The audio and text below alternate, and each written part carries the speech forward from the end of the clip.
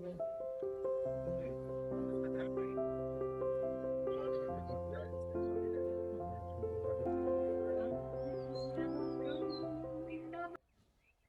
হাসান, তুই কেন কোন সময় আর কি রে হাতে কি?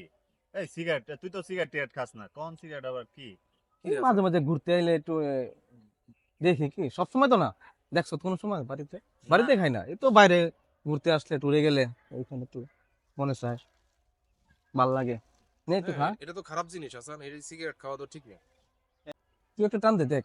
না, না, না দোস্ত, আরে ঘুরতে আসো না চিল কর। দোস্ত, আমার এটার আবার অভ্যাস আরে নাই। না বাড়িতে গেলে তুই, তো খামু না। আমার অভ্যাস নাই। আর আর তোরও তো এটা খাওয়া ঠিক না, তোর তো কখনো দেই নাই এটা তুই খাইতে। দেখিস না, এই তো আইসি পরিবেশের আর সাথে সেই ধূমপান জন্য। কিন্তু স্বাস্থ্যের জন্য এই নে তুই ক্ষতিকর। একটা টান দে। না দোস্ত, এটা খাওয়া ঠিক না, এই আস্তে আস্তে খাইলেই পরে নেশা হয়ে যাবে।